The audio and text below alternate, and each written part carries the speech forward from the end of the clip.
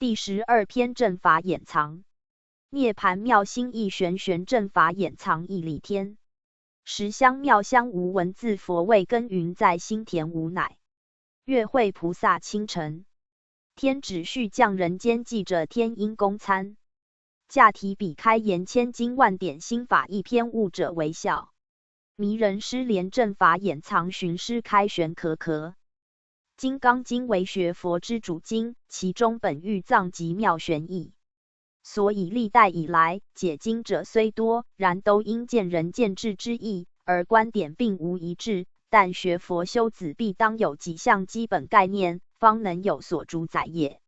佛陀一世说法，皆是应机而说，对症投药，并无定法，是即以方便智说方便法，用84000门，对治84000烦恼是也。此正与孔圣之因材施教，孟子之所以教者五一样，皆是根据天地之道无弃物，圣人之教无弃人之原则，普遍因机说法，流经立言以度众生。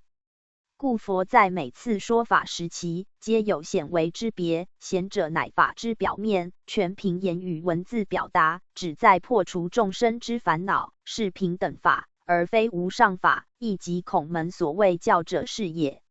为者乃教外别传，不立文字言语之秘法，专上以心传心，见性顿悟之道，此称无上法，亦即孔门所谓道者是也。故佛陀一世说法，曾经四处16会之广大机缘，及40余年之长久时间，而得瞻佛恩亲闻法音者，更何止千百万亿，然实有的于己，而正造诣之10位者，当不出寥寥数人而已。其他绝大多数弟子，大法闻故闻矣，然因个人般若慧力之高低，故对法之理解上，则又各异其境。理解既异，则修持之究竟当然就不能一致。故如来佛之摄教，正相同于孟子之君子隐而不发一样，但免人智之力行之功，下漏心灵神会之要，将中道于不言中立定，但呆觉者从之是也。孔圣之言教亦同此去，在其3000弟子之中，各个人之理解和旨趣，当然人人各异。故孔圣便根据事机，遂有德行、言语、政事、文学之设，依其所好，导归其正。然此人是平等法，仍属于教化之内，而出乎此外者，尚有圣门心得之秘法，于不言不录之间，而呆传于大智慧大根基者。故对冉闵之弟子而使成其德，对犹次之弟子而达其才，对樊迟等弟子而达其问。然在此教化之外，尚有一有如实语化之者之心传，而传于言增，以使成其道，是道方为圣门之究竟，并未系死可以之真谛也。然在3000弟子之中，只此2人而已，可见圣人之摄教，因人之才资，是有不同传法者。是以运用语言文字者，乃平等法。在师说平等法之场合中，在密意审查大智慧之弟子，另密传其无上法。佛陀当然对诸菩萨所说以无上法为主，而对善男子善女人所说要以平等法为辅。此即佛陀之两面权宜，教而无弃之道也。故世尊在灵鹫山说法华时，虽经8年之久，弟子号称100万之众，然这仍是平等法之教化而已。而真正之无上法，却在拈花示众之一刹那，将大道之妙体所在，示露于弟子群中，而恰值大家业领悟是机，乃破颜为笑。知佛陀之用意是以拈花示众弟子之智慧，故于此一笑之瞬间，乃将大道心应了。而佛陀在指圆经舍说般若时之用意，亦同止于此。而须菩提正是领悟无上法之第一人，所以大道之受，必赖受者和受者之恰机方可。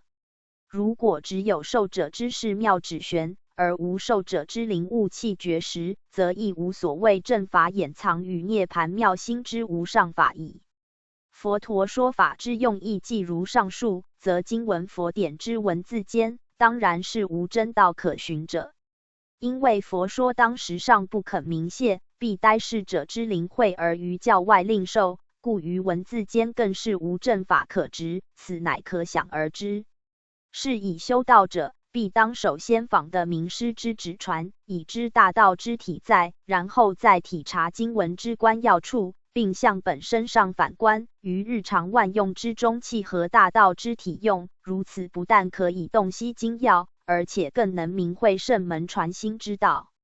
有云：念经不如讲经，讲经不如行经。如果修士不明大道在我身之体处，不能以经义去契合心法，而徒自诵读言传，就是烂熟48000部经，亦是搏杀做饭，画饼充饥，除帮助做一些善行外，并不能成就妙谛也。